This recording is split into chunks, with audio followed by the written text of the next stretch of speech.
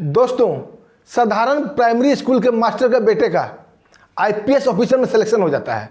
उसकी पोस्टिंग राजस्थान के एक थाने में कर दी जाती है बतौर एसीपी पोस्ट पर।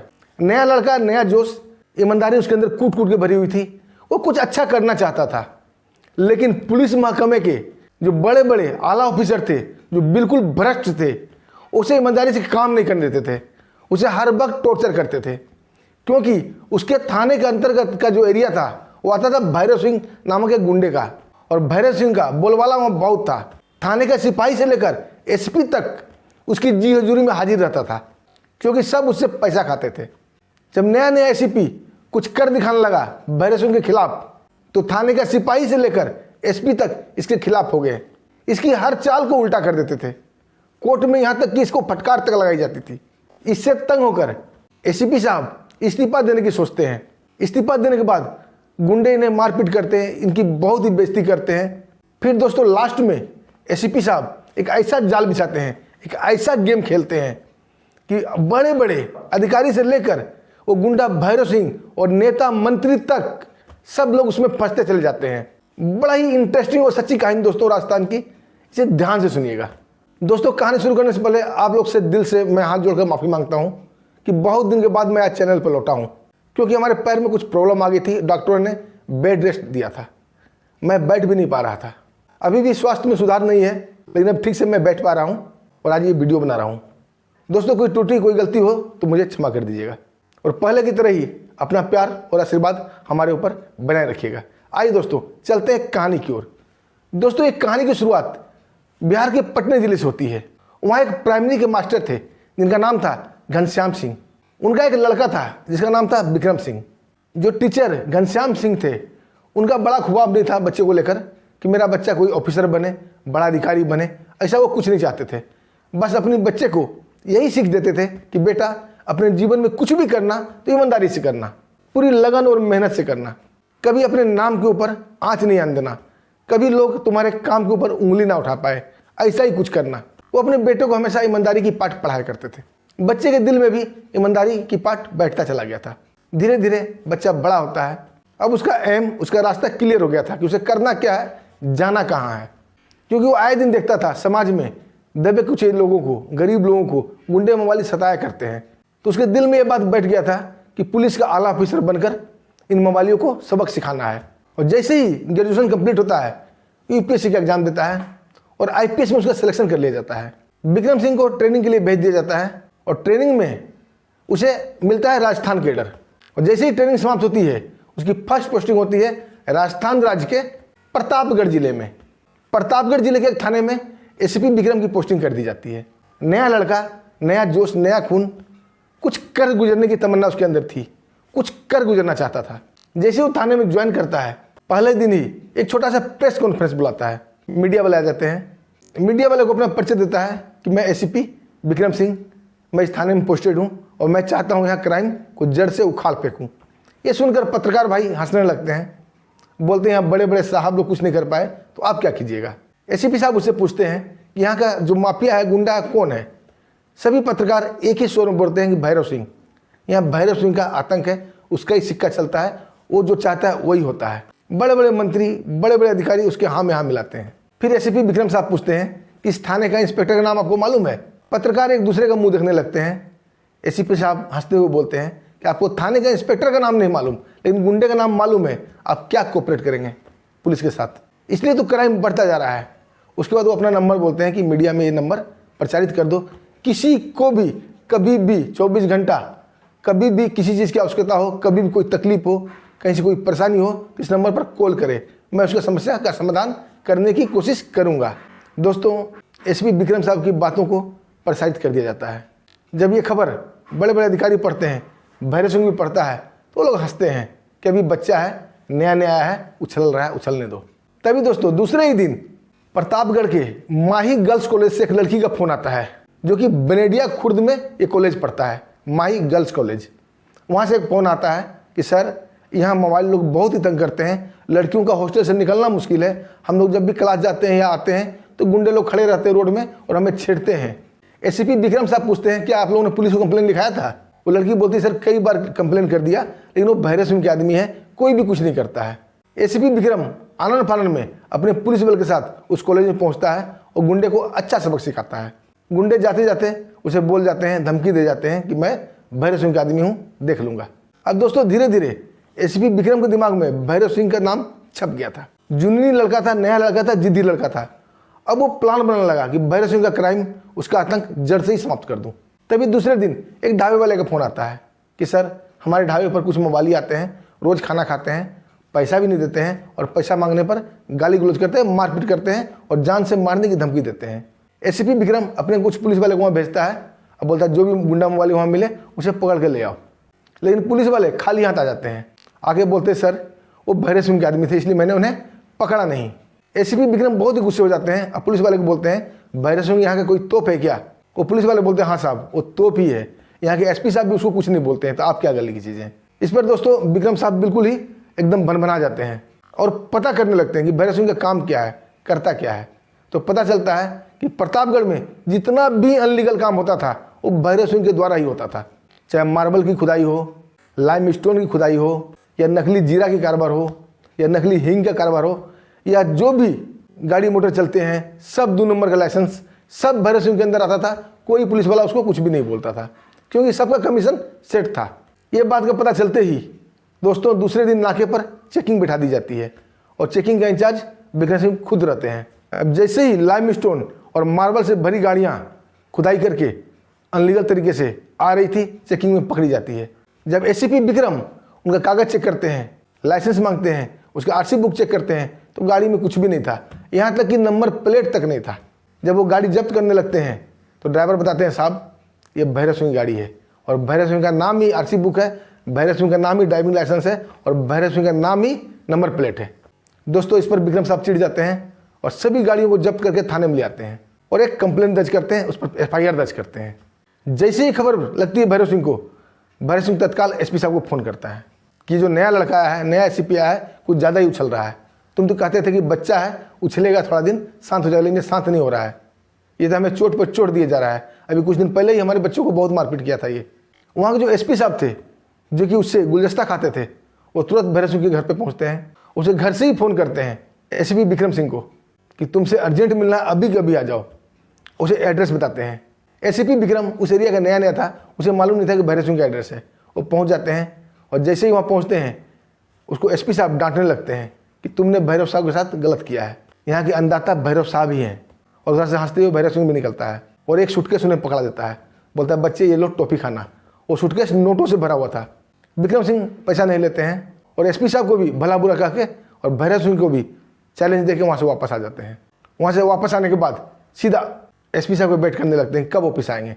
जैसे ही एसपी साहब ऑफिस में आते हैं, विक्रम सिंह गुस्से में ऑफिस में जाते हैं और बोला साहब ये क्या तरीका है, आप मेरे सीनियर, इसका मतलब क्या हुआ, आप जो कहोगे मैं वही करूँगा, क्या आप वर्दी आपने दिया है मुझे, ये खाकी है खाकी।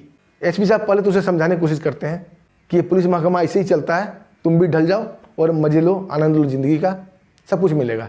लेकिन एसीपी विक्रम साहब बोलते हैं नहीं, मेरे पिता ने हमेशा यही सीख दी है कि काम ऐसा करो जिस पर कोई भी उंगली ना उठा सके। मैं ये रिश्वत नहीं खाऊंगा और मैं ईमानदारी से काम करूंगा। एसपी साहब उसे डांटने लगते हैं, बोलते मैं तुम्हारा सीनियर अफसर हूं और गाड़ियों को छोड़ दो जो तूने भैरव सिंह गाड़ी पकड़ा है। एसपी विक्रम बोलते नहीं, गाड़ी को तो मैं हरगिज नहीं छोड़ूंगा, मैंने FIR दर्ज कर दिया है, अब गाड़ी को तो कोर्ट से ही छुड़ाना पड़ेगा।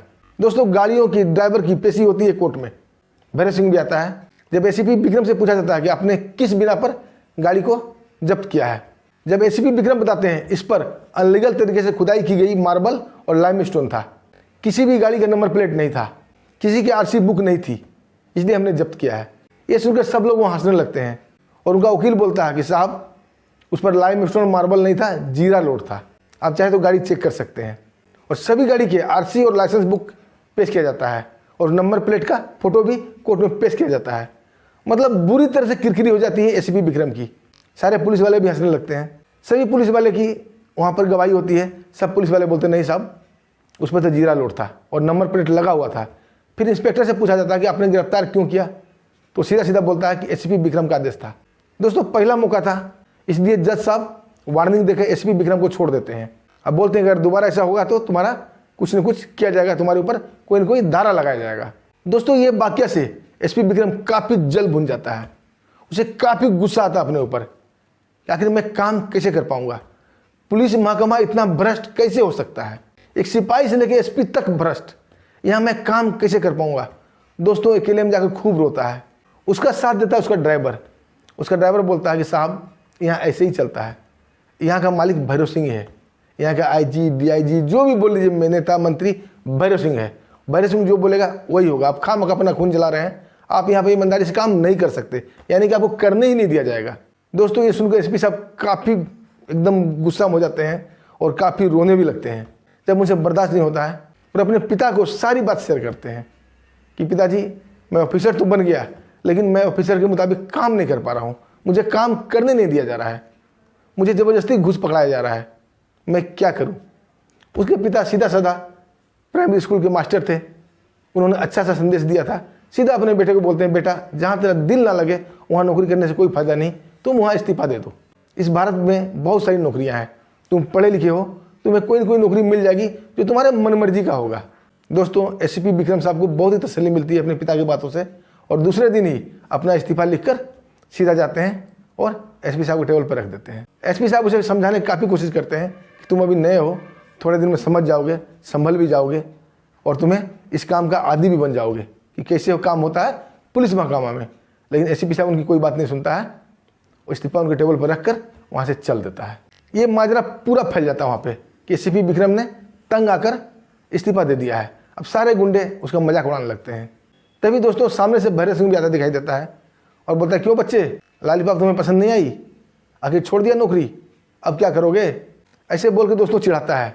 एसपी विक्रम से बर्दाश्त नहीं होता है और भैरव सिंह की जम की धुनाई करता है वहीं रोड पे। लेकिन दोस्तों भैरव सिंह तो भैरव सिंह था, जब उसके अंदर इतने बड़े बड़े नेता मंत्री काम करते थे, बड़े बड़े ऑफिसर काम करते थे, तो गुंडे मोबाइल तो काम करते ही होंगे। दोस्तों उनके एक फ़ोन पर कई सारे गुंडे आते हैं, एसपी विक्रम को घेर लेते हैं और जमकर पीटते हैं। दोस्तों एसपी विक्रम को इतना मारते हैं कि बेचारा बेसुध होकर गिर जाता है। जब उसे होश आती है तो आईसीयू में भर्ती था। उसके घर में तो कोई था नहीं। उसके पिता को फ़ोन किया जाता है, उसके पिता वहाँ आते हैं। तब तक आईसीयू में मामला सीरियस हो जाती है, उसे राजस्थान से दिल्ली ट्रांसफ़र कर दिया जाता है। उसके पिता एम्बुलेंस के द्वारा उसे दिल्ली ले जाते हैं। अब उनका इलाज दिल्ली आईसीयू में चल रहा था। उसके पिता एसपी विक्रम काफ़ी समझाने की कोशिश करते हैं कि बेटा धैर्य से काम लो, हिम्मत से काम लो, सबके लिए सब नौकरी नहीं बनी होती है।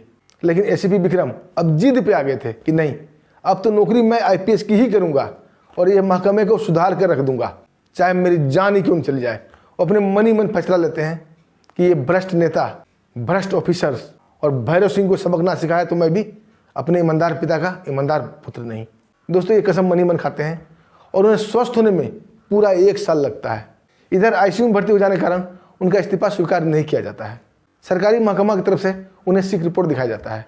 1 साल के बाद जब वो स्वस्थ होते हैं, उसके बाद उसके पिता बोलते हैं कि बेटा चलो घर पटना, वहीं से कोई जॉब की तैयारी करना और दूसरा जॉब कर लेना। लेकिन एसपी विक्रम नहीं मानते हैं, बोलते हैं पिताजी मुझे कुछ सोचने दो, कुछ वक्त दो। उसके पिता भी उसे सोचने का वक्त देते हैं। कहते हैं दोस्तों कि मरता क्या नहीं करता, जिसने अपने ज़िंदगी को दांव पे लगा लिया उस संसार में कुछ भी कर गुजरता है और कुछ भी कर गुजरने की कोबत रखता है। लोग अपने अंजाम से ही डरते हैं, लेकिन एसपी विक्रम ने अपने आप को सोच लिया था मृत। उसने सोच लिया चाहे जान रहे या जाए, लेकिन महकमे को सुधार कर रख दूंगा। और दोस्तों एक कड़ा फैसला लेता है और अपने पिता को साथ लेकर सीधा गृह मंत्रालय में पहुंच जाता है दिल्ली। जब सेंट्रल होम मिनिस्टर ऑफिस में अपनी सारी आपबीती रो रो कर बताता है और इसके पिता भी गवाही देते हैं कि हाँ मेरा बेटा सही बोल रहा है और सारा सर्टिफिकेट अपना दिखाता है कि हम हॉस्पिटल में इतना दिन भर्ती रहे, हमारे साथ ये कांड हुआ। सुनकर होम मिनिस्ट्री वाले भी घबरा जाते हैं, आखिर देश चलेगा कैसे। जब एक आईएएस और आईपीएस ऑफिसर की ये हालत है तो देश आखिर कैसे चलेगा। दोस्तों इसका इत्तला सीधा कर दिया जाता है गृह मंत्री साहब को। अब होम मिनिस्टर साहब इससे मिलने का फैसला करते हैं, जबकि दोस्तों छोटे मोटे आईएएस आईपीएस होम मिनिस्टर नहीं मिलते हैं। लेकिन इसकी बात सुनकर, इसकी आपबीती सुनकर और इसके अंदर वो मादा देखकर कि इसके अंदर ईमानदारी है, जोश है, जुनून है, कुछ कर गुजरने की मादा है, होम मिनिस्टर साहब मिलने का आश्वासन देते हैं और कुछ ही दिनों के बाद इनसे आकर मिलते हैं। जब ये पूरी कहानी बताता है प्रतापगढ़ की कि वहाँ पूरे जितने भी ऑफिसर हैं सब भ्रष्ट हैं, सिपाही से लेकर ऊपर एसपी तक सब भ्रष्ट है, वहाँ भैरव सिंह की चलती है। वहाँ गुंडागर्दी आम बात है, खुलेआम चलता है, कोई शासन कोई प्रशासन नहीं। दोस्तों ये सुनकर गृह मंत्री साहब भी चौंक जाते हैं और पूछते हैं कि तुम करना क्या चाहते हो। एसपी विक्रम साहब बोलते हैं साहब पहले तो हमने इस्तीफा दे दिया था, लेकिन अब मैं फील्ड छोड़कर नहीं भागूंगा। आखिर क्राइम से कहाँ तक भाग सकते हैं? वर्ल्ड में हर जगह क्राइम है। क्राइम का सामना करूंगा और पुलिस महकमा को सुधार कर रख दूंगा। उस गुंडे भैरव सिंह का नामो निशान मिटा दूंगा और जो मंत्री हैं उसका भी मैं अस्तित्व मिटा दूंगा। गृह मंत्री साहब बहुत खुश होते हैं और बोलते तुम्हें क्या हेल्प चाहिए? एसीपी विक्रम बोलता साहब मुझे स्पेशल अथॉरिटी चाहिए काम करने की, क्योंकि मैं काम करना चाहता हूँ, ईमानदारी से मुझे करने नहीं दिया जाता है। दोस्तों, होम मिनिस्टर साहब उसे स्पेशल अथॉरिटी देते हैं कि तुम्हारे काम में कोई भी टांग नहीं आ सकता। एसीपी विक्रम साहब बोलते हैं कि साहब, उसके बाद एसीपी विक्रम साहब एक रिक्वेस्ट और करते हैं। बोलते हैं साहब कि बड़ी कृपा होगी अगर एक रिक्वेस्ट और मान ले तो, कि हमारे अंतर्गत 3 थाने आते हैं। मैं चाहता हूं कि 3 थाने में जो ईमानदार ऑफिसर हैं, एसआई, इंस्पेक्टर और भी सिपाही लोग जो भी हैं, उनका तबादला वहां कर दिया जाए। और साहब आपके मंत्रालय बहुत बड़ा है और आपके मंत्रालय को ये पता लगाना कठिन काम नहीं है कि कौन ईमानदार है, कौन बेईमान है। गृह मंत्रालय से ये भी आश्वासन मिल जाता है। और दोस्तों, इनके पहुंचने से पहले ही सबका ट्रांसफर लेटर वहाँ आ जाता है और ईमानदार इंस्पेक्टर, ईमानदार एसआई, ईमानदार पुलिस वाले वहाँ भर दिया जाता है थाने में। उसके बाद एसीपी विक्रम साहब स्पेशल अथॉरिटी लेकर वहाँ पर पहुँच जाते हैं और शुरू होता है दोस्तों रेलम पेल। अब भैरव सिंह की सारे काम पर निगाह रखा जाने लगता है। बहुत सारे मुखबिर छोड़ा जाता है। भैरव सिंह का एक धंधा और भी था, असली जीरे को नकली जीरे बना देना, उसे महंगे दामों में बेचना। पूरे गोदाम को सीज कर लिया जाता है। वह छापे पड़ती है, जिसे भैरव सिंह काफ़ी बिलबिला उठता है। वो एसपी को फ़ोन करता है कि तुम्हारा नया लौंडा फिर से लौट आया, देखो क्या कर रहा है, इसे बोलो कि हमारा सारा सामान वापस कर दे। जैसे ही एसपी साहब एसपी विक्रम को अपने ऑफिस में बुलाते हैं, बोलते हैं तूने फिर भैरव सिंह के ऊपर हाथ डाला। एसपी विक्रम साहब बोलते हैं अभी तो मैंने हाथ ही डाला है, अब आगे देखो मैं करता क्या हूँ। इस पर एसपी भड़क जाते हैं। अब बोलते तुम क्या करोगे, मैं तुम्हारा सीनियर ऑफिसर हूँ। दोस्तों, ये बोलते ही एसपी विक्रम जोरदार थप्पड़ एसपी साहब को गालों में मारता है और अपना पिस्टल निकाल लेता है और उनके ऊपर तान देता है। अब बोलता है दिल तो करता है तुम्हें यही गोली मार दूं गद्दार कह के, लेकिन तूने भी खाकी पहन रखी है, इसलिए मैं तुम्हारी इज्जत कर रहा हूं और मैं तुम्हें गोली नहीं मार रहा हूं। लेकिन आइंदा आज के बाद अगर हमारे काम में तूने टांग अड़ा दिया तो टांग ही काट दूंगा। दोस्तों, गद्दार एसपी, घुसखोर एसपी काफ़ी डर जाता है। ये बोलकर एसपी विक्रम वहाँ से निकल जाते हैं। उसके बाद एसपी अपने बाप भैरव सिंह को फ़ोन करता है कि ये लड़का स्पेशल पावर लेके आया है, मैं इसका कुछ भी नहीं कर सकता। अब दोस्तों, आए दिन एसपी विक्रम भैरव सिंह का कोई ना कोई सामान पकड़ने लगे, कभी गाड़ी जब्त, कभी कुछ जब्त, ऐसे करके डेली उसे चोट पर चोट दिए जा रहे थे। और जो भी गुंडा, जो भी मवाली इस काम में टांगड़ा था, उसकी भरपूर कुटाई होती थी, क्योंकि अब सारे पुलिस वाले ईमानदार आ गए थे। कहीं गुलदस्ता काम नहीं कर रहा था, कहीं पैसे काम नहीं कर रहे थे। अब भैरव सिंह काफ़ी तंग होने लगा। अब सीधा पहुंच जाता है अपने मंत्री की शरण में, जिस मंत्री को इलेक्शन के लिए पैसा दिया करता था। मंत्री बोलते हैं अरे छोटा सा काम है, इसका ट्रांसफर मैं 2 मिनट में करा दूंगा। जैसे ही ट्रांसफर के लिए आगे बात करते हैं, वहाँ से आदेश आता है कि नहीं, अभी इसका ट्रांसफर 2 साल के लिए नहीं हो सकता, इसे स्पेशल अथॉरिटी भेजा गया है, इसका कुछ भी नहीं हो सकता। और नेता को सलाह दिया जाता है कि इससे तुम दूर रहो, गुंडे मवाली के चक्कर में पड़ोगे, तुम्हारे ऊपर भी कीचड़ उछलेगा। जब ये सारा बात वो मंत्री, वो नेता भैरव सिंह को बताता है तो भैरव सिंह चिढ़ जाता है। बोलता है मैंने इलेक्शन आपको जितवाया, मंत्री मैंने आपको बनवाया, और आज मेरा वक्त खराब है तो आप मेरा काम नहीं आ रहे हो, आगे फिर देख लेना। दोस्तों, दोनों में बहस हो जाती है। अब मंत्री वो भैरव सिंह को मरवाने पर तुल जाता है अपना दामन बचाने के लिए। इधर दोस्तों, मंत्री का एक सामान उसकी गाड़ी में स्मगलिंग का पकड़ा जाता है। अब मंत्री का नाम भी उछलने लगता है। एसपी विक्रम तुरंत एफआईआर दर्ज कर लेते हैं। अब मंत्री बड़े बड़े ऑफिसर को लालच देने लगता है कि कैसे भी मेरा नाम कटवाओ और सामान को चेंज कर दो। लेकिन सामान चेंज नहीं हो पाता है, क्योंकि सब पुलिस वाले ईमानदार आ गए थे। तभी दोस्तों, एक पुलिस वाले को सेट किया जाता है 20 लाख रुपया लालच देकर कि सामान चेंज करना है। वो आगे सीधा बताता है एसपी विक्रम साहब को कि साहब ऐसी ऐसी बात है, 20 लाख रुपया हमें दिया जा रहा है और ये सामान चेंज करने बोला जा रहा है, ताकि कोर्ट में आप प्रूफ ना कर सको कि ये स्मगलिंग का सामान है। दोस्तों, यहाँ एसपी विक्रम साहब चाल खेल जाते हैं। बोलते ठीक है, तुम 20 लाख रुपये ले लो और सामान चेंज करने के लिए जाकर बता दो हमने कर दिया है। और दोस्तों, इसका वीडियो रिकॉर्डिंग कर लेते हैं और एंटी करप्शन टीम वाले को फ़ोन कर देते हैं। जैसे ही वो इंस्पेक्टर जाके मंत्री को बोलता है कि साहब आपका सामान चेंज कर दिया मैंने, 20 लाख रुपये दीजिए। जैसे वो पैसा देते हैं, उसे वीडियो बना दिया जाता है और एंटी करप्शन वाले उसे गिरफ्तार भी कर लेते हैं। अब उस वीडियो के साथ कोर्ट में उसकी पेशी होती है। जैसे ही ये खबर अखबार में छपता है, तुरंत पार्टी के जो आला कमान थे उस मंत्री को अपने पार्टी से निष्कासित कर देते हैं कि ये इसका व्यक्तिगत मामला है, वो समझे। अब दोस्तों, मंत्री का पावर गया, पोस्ट गया। अब वो आम आदमी बन चुका था, जेल हुई अलग से। अब भैरव सिंह काफ़ी डर जाता है, क्योंकि ऑफिसर से उसे सपोर्ट मिल नहीं रहा था, मंत्री नेता सपोर्ट मिल नहीं रहा था। भैरव सिंह करे तो करे क्या। तभी दोस्तों, अवैध लाइमस्टोन और अवैध मार्बल की खुदाई में भैरव सिंह का नाम आता है और एसपी साहब को तो बस नाम की ही तलाश था। जैसे ही एक बंदा एफआईआर दर्ज कराता है, तुरंत जाकर एसपी विक्रम साहब उसे गिरफ्तार कर लेते हैं, भैरव सिंह को। अब भैरव सिंह के पास कोई मदद नहीं था, न नेता था न मंत्री था। सीधा एसपी को फ़ोन लगाते हैं कि मेरी मदद करो। एसपी साहब भी पल्ले झाड़ लेते हैं कि मैं कुछ नहीं कर सकता।